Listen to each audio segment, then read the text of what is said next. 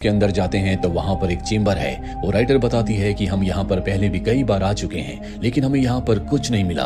King Olaf की यहाँ पर पेंटिंग होती है जिसे इसाक्सेन टच करता है और तभी उसका एक टुकड़ा नीचे गिर जाता है। उसे लगता है कि उससे टूट गया, लेकिन जो राइटर होती है वो ऑब्जर्व करती है कि टुकड़ा एक खास जगह से गिरा है। इसके बाद वो उस पेंटिंग के पास जाती है और वहां से 3 टुकड़े निकालती है।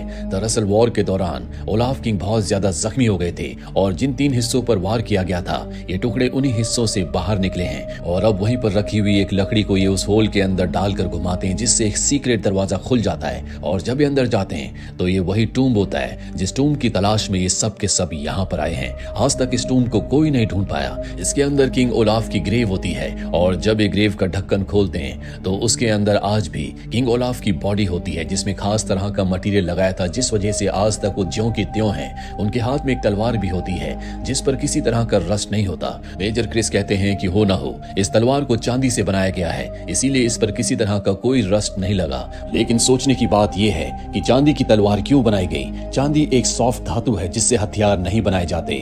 नोरा को ग्रेव के अंदर एक फरमान का टुकड़ा मिलता है जो उसी टुकड़े का दूसरा हिस्सा है जो उसे फैसिलिटी में मिला था, जिस पर किंग ओलाफ ने लिखा था कि ट्रोल को अपने लैंड से जितनी जल्दी भगा दो उतना ही अच्छा है। और अब ये दोनों टुकड़ों को मिलाकर पढ़ते हैं और जब ये उसे पढ़ते हैं तो इन्हें पता चलता है कि किंग ओलाफ ट्रोल्स को अपने लैंड से नहीं भगाना चाहते थे, बल्कि वो उन्हें एक दूसरा लैंड देना चाहते थे जो कि ट्रोंडहाइम था। पर इससे पहले कि वो ऐसा करते, उनके ऊपर हमला किया गया, एक वॉर हुई जिसमें किंग ओलाफ मारे गए और अब योटुन ट्रोल उसी बात का बदला लेने के लिए यहाँ पर पहुंचने वाला है। पर इन्हें समझ नहीं आता कि ये उसका सामना कैसे करेंगे, क्योंकि उस पर किसी भी हथियार का कोई असर नहीं होता।